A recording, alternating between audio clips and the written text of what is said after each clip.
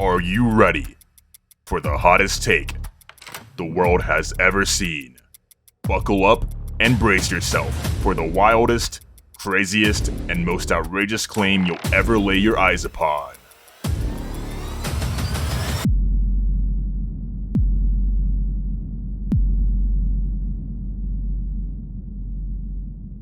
Who am I kidding? Everyone thinks this already. It's true though. At least when it comes to Japanese media, they have a particular brand of peculiarity. There's countless examples to be found in their televised content, like their commercials, Dude! What the fuck? game shows, and, of course, Say the line, Bart! Anime. except we aren't talking about anime today. We're shaking things up for once by talking about manga. Yeah, I guess it really isn't that different after all. The reason we're talking about manga today is because you can't have a discussion about the absurdity of Japanese entertainment without looking at the biggest offender of it. After all, most anime wouldn't even exist without manga. In fact, there's so much manga out there that I'd be willing to bet a majority of them don't even receive an anime adaptation. It's a medium filled with lots of stories that are worth your time. And also lots of stories that'll leave you thinking to yourself, what the actual fuck did I just read? And today, we're going over manga that fit into the latter category. These are some of the most bizarre, some of the most out of pocket, and some of the most cursed shit out there. Obviously, this means there's gonna be some pretty graphic content that I will be censoring, don't worry, as well as some touchy subject matters. So take this as your first and only content warning. And also do keep in mind, this isn't necessarily a list covering the most obscure manga or anything. It's more about how strange they are even by the industry's own standards. So before you comment, Actually, I've heard of this series before. that wasn't the goal of this video to begin with. So Kill yourself! before we get started, I'm happy to announce that I had the privilege of working with a very special person on this video. You know him as the king of cursed anime himself. It's the Anime Man. Give him a round of applause, everyone. What's up, mates? It's me, the Anime Man. Could you do me a favor and throw shrimp on the Barbie? Why do I sound British?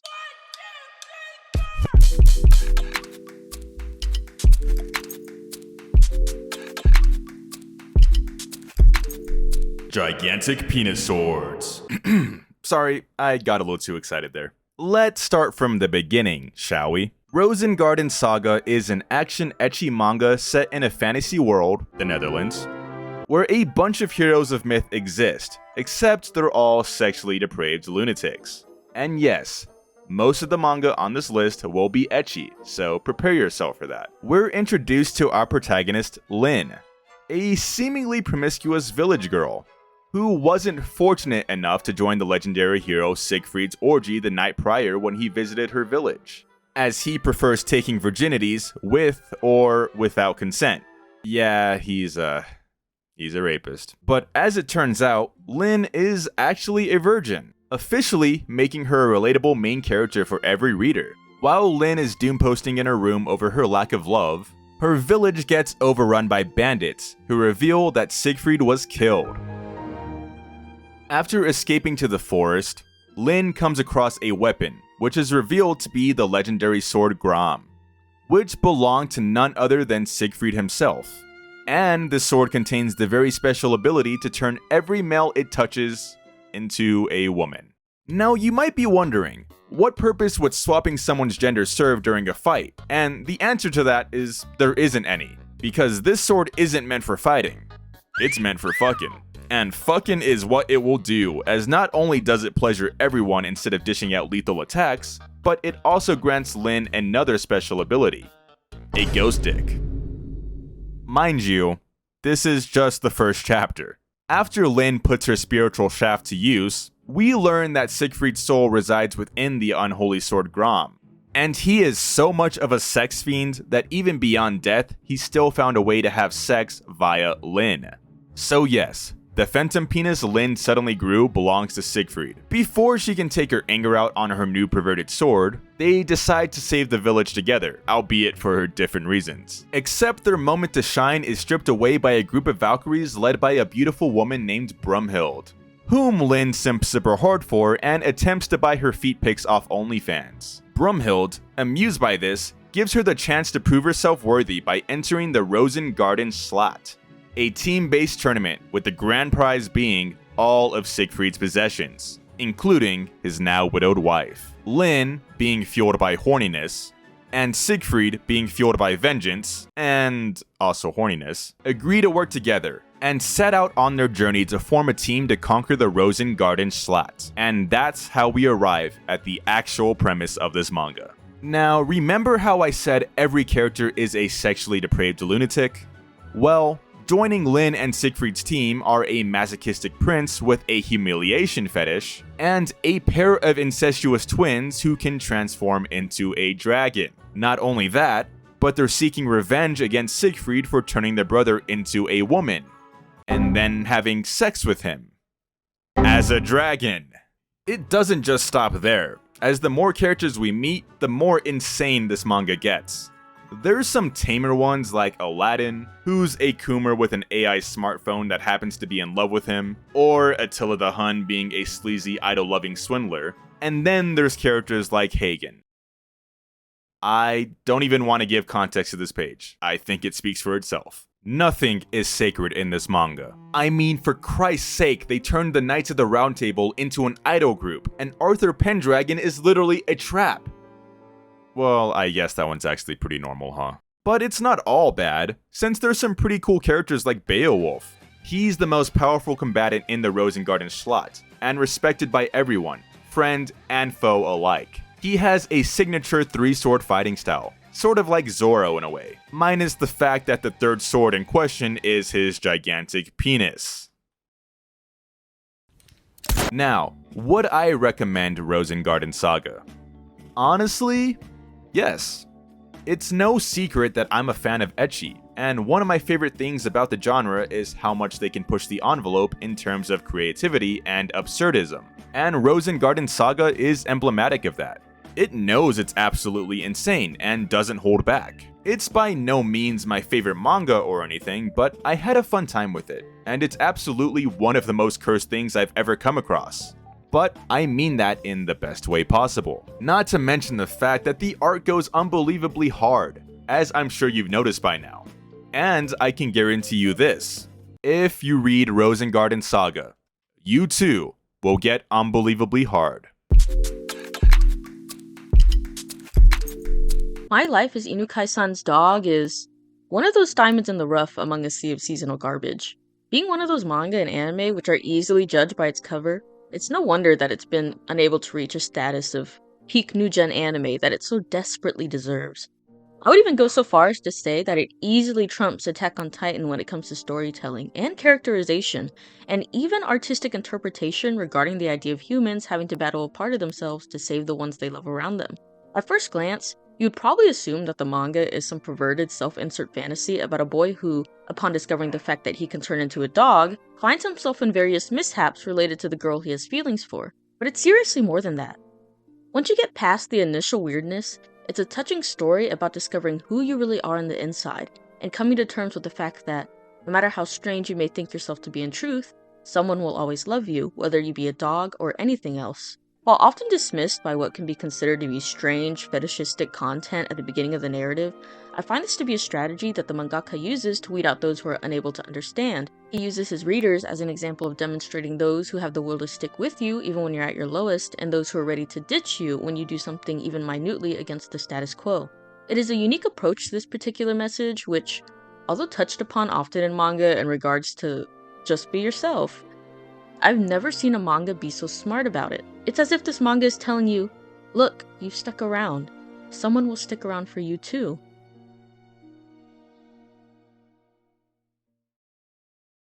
Alright, next up we got Chainsaw Man.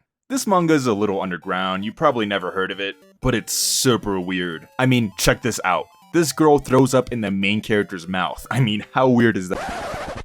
No, just kidding. It really is just some perverted self-insert fantasy. My Life as Inukai-san's Dog is one of the few manga I've ever dropped. And if you know me, you know that's pretty big deal, because I rarely ever drop anything. I like to see even the biggest slop out to the end. But this manga just drifted a little too close to just straight up bestiality for me to be comfortable enough to continue. I didn't really feel like being put on a list, which is also the reason I dropped U12 if you want a frame of reference for some of the other things I've historically dropped. My Life as Inukai-san's Dog is about a boy who turns into a dog and uses his new dog self to get close to his crush, who hates men but loves dogs. Like, really loves dogs. Like she loves dogs a little too much. At the very beginning, it's just kind of an over-the-top ecchi series about a dog guy and his dog-obsessed crush who decides to adopt him into her household. And I think this is because of the anime adaptation, halfway through, I think the mangaka was just kind of like, well shit, people are actually reading this, maybe it would be a good idea to add some plot. So about 20-something chapters into the series, you learn that he's turned into a dog because of some crazed science that isn't really explained, and he has to balance his life as a human boy and a dog to eventually discover how to unfreeze his man-hating crush's heart. Yes, that's right. He can both turn into a dog and back into a human throughout the course of the series. Now you may be wondering, how does he do that? Well, let's have a little pop quiz. What is the trigger which allows our main character to switch between being a dog and a human? Here are your options. A. Eating from a particular dog bowl that was originally buried in the grave of Inukai's last dog. B. Peeing on the roots of a magical tree discovered on a camping trip, but you must pee on it like a dog if you are still in your human form. Barking in front of and instilling fear into girls who have genuine cynophobia, which, if you didn't know, is a fear of dogs. I'll give you a couple seconds to decide. If your answer was D, breast milk, then you would be correct. Okay, well, not just breast milk technically, blood, sweat, pee, spit, and coochie juice are also acceptable answers, but breast milk makes the most frequent appearance for some reason. So yeah, My Life as Inukai-san's Dog. I wouldn't tell you to read it, but I can't stop you from doing so if that's what you choose. And hey, if you want to see it in all of its visual glory, there's also an anime. For some reason. Am I bitter that this got an adaptation sooner than Medalist did? No. Not really. Not at all. Not at all.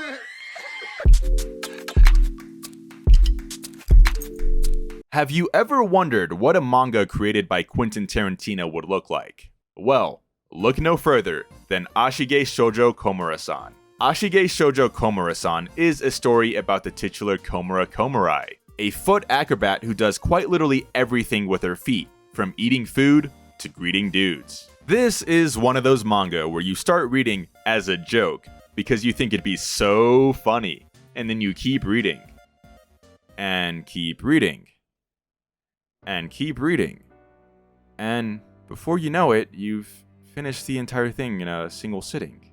And you've come to the horrifying realization that maybe it isn't just a joke anymore. Ashige Shoujo Komura-san is for all the Gripper goblins of the world, leaving every single one desperately wishing they were in the main character's shoes. Why, you ask? Well, that's because he's on the receiving end of Komura's soulful antics. Hell, he straight up sucks her toes in the very first chapter on complete accident, which apparently, according to Komura's family tradition, you have to marry whoever kissed your feet. It should have been me! Obviously, this series is absurdly ecchi, and the mangaka doesn't hide the fact that he desperately wants a foot job under the table at Applebee's. And you gotta respect the dedication this man has to feet, cause he can draw himself a mean pair of piggies. Now, if only he didn't suffer from an even meaner case of same-face syndrome. But these Komura clones don't just share her face, they too bust the dogs out and let them loose.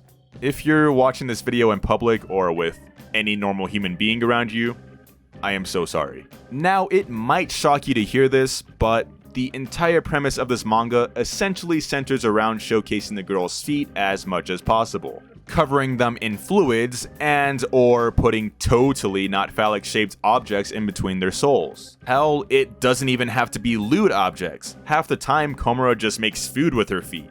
I think this guy wants some extra pork in his meals from now on, if you know what I'm saying. It doesn't just stop at cooking though. When I said Komura does everything with her feet, I meant everything. writing notes, grabbing objects, playing instruments, spiking volleyballs, carnival games, rock, paper, scissors. You name it, and she can do it infinitely better than you. In fact, the dedication to keep Komura's succulent stompers on the page at all times was so strong that she straight up gets a debilitating sickness if she has to use her hands for literally anything. I'm sure some of you might be thinking to yourself, if this guy was so horrendously down bad, why didn't he just draw hentai instead?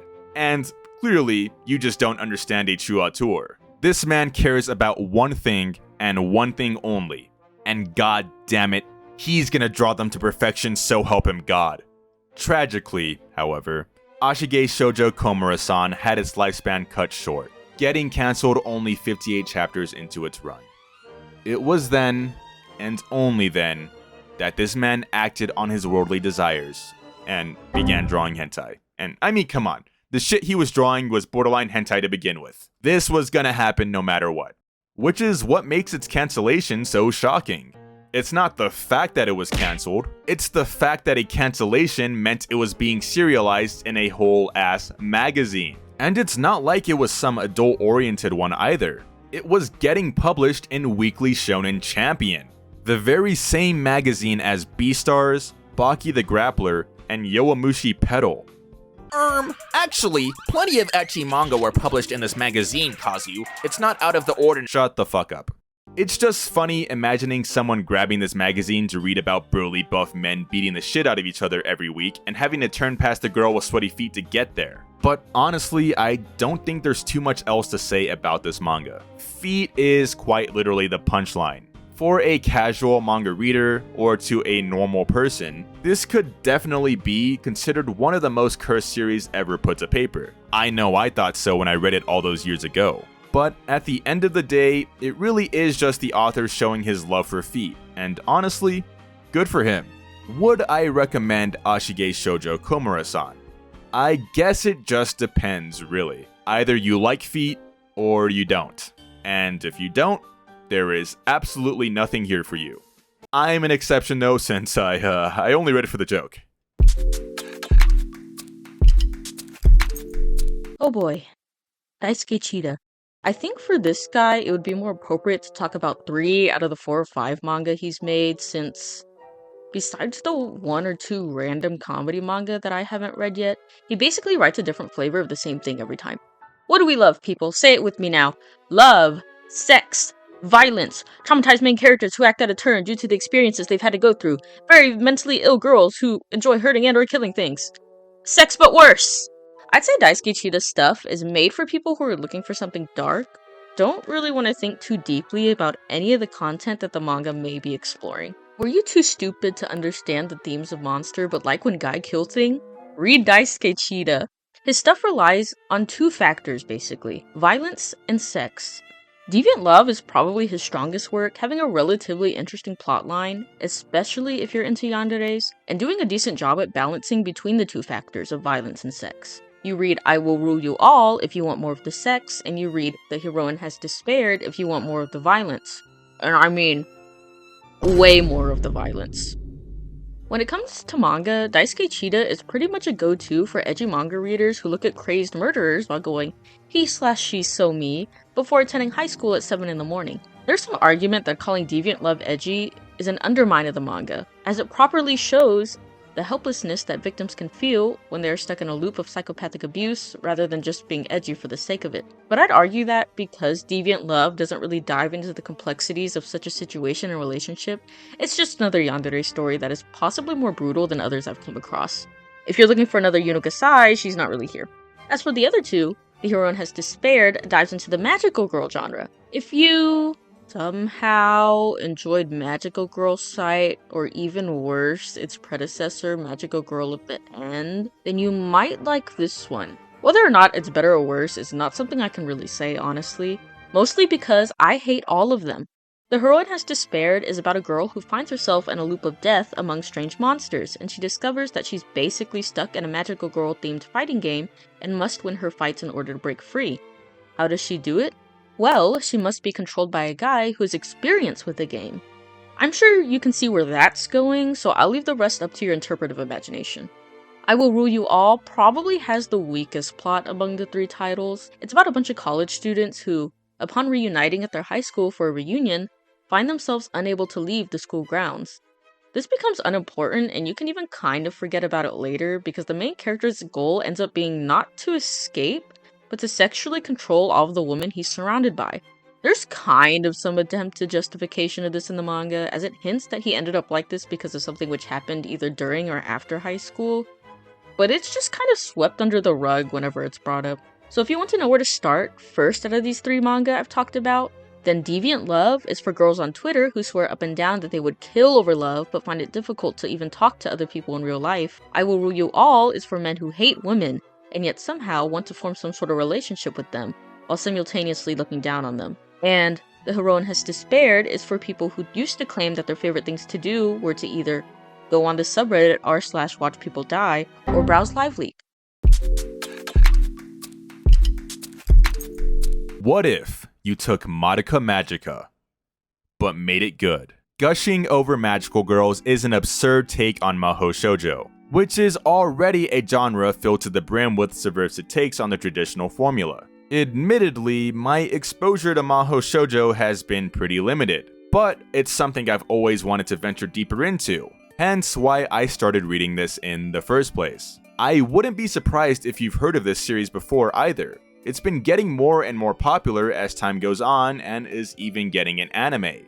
Somehow. I know for a fact May has heard of it since I keep telling her to read it, but she refuses to read a masterpiece for once in her life. I mean, come on. What doesn't sound appealing about magical girls fighting an evil organization that wants to take over the world?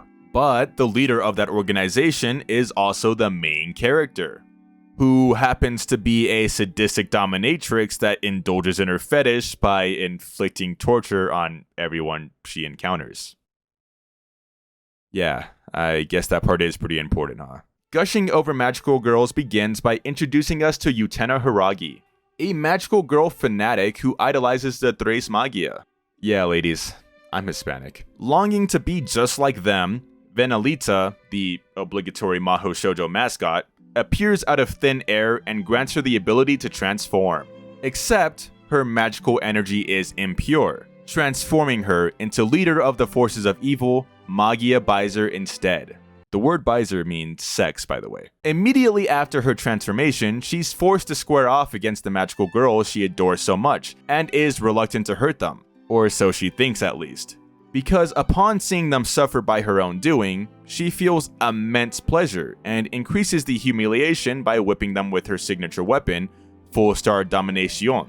And this right here is basically the blueprint for the rest of the series going forward. Baiser encounters the Tres Magia, they fight, Baiser gets the upper hand, and then tortures them in various ways.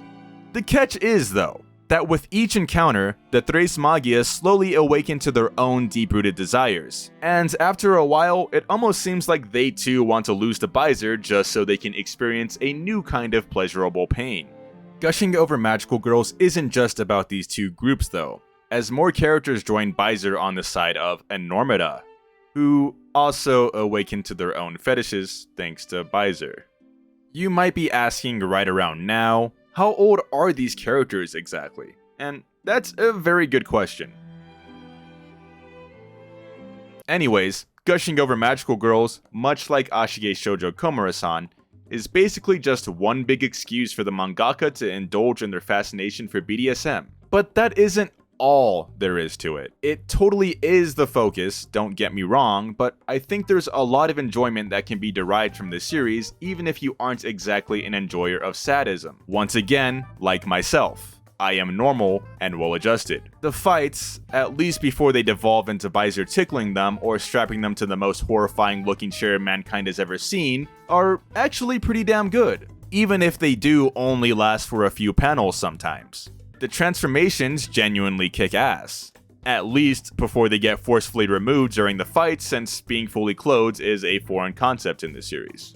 All of the characters, from a design and personality aspect, are unique from each other and aesthetically pleasing. Obviously, I'm singing the praises for this manga, but I genuinely love everything about it. I'll fully admit, it's, surprisingly, not completely unique.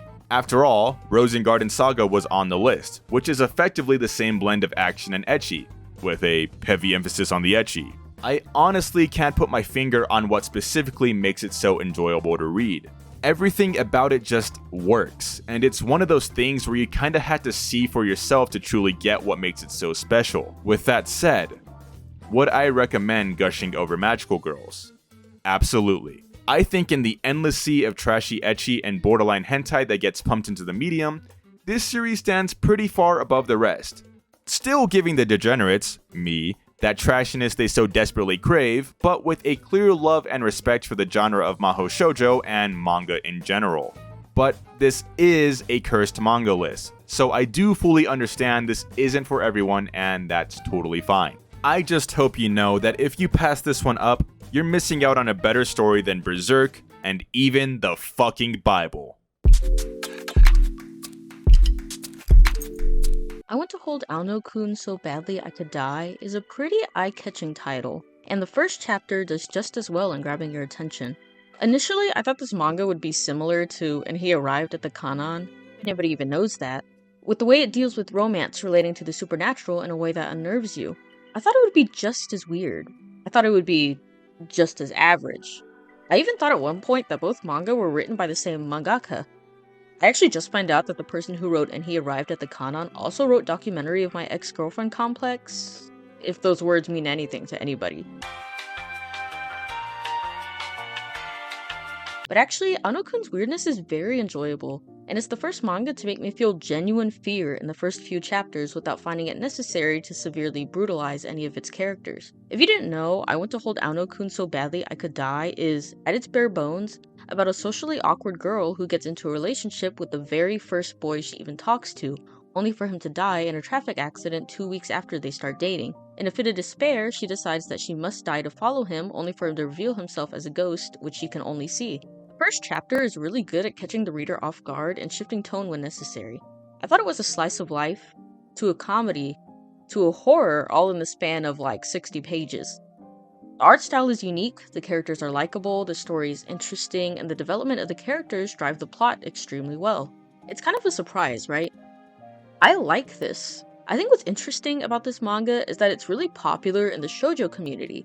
And I suppose when you're stuck in a community where the only seinen anyone ever really cares about are Berserk, and Vagabond, and Vinland Saga, Aono-kun is kind of a breath of fresh air when you're trying to branch out to other demographics. While it originally frames itself as a love story, which don't get me wrong, it very much is, it also wonderfully deals with themes such as parental abuse, isolation, grief, and what it really means for someone to be dead. Now when I read manga, I'm usually stuck in my own little bubble. If I read something and I've never ever seen someone else mention it on like Twitter or TikTok, which are probably both like, well, Twitter less so than TikTok, but both terrible communities for people who are actually active in when it comes to reading manga, I just assume the only people who know about the manga are the scanlators and myself. So consider my shock when I find that it's actually pretty popular in the West, and then even more so that it has no English print release. But you know what else doesn't have an English print release?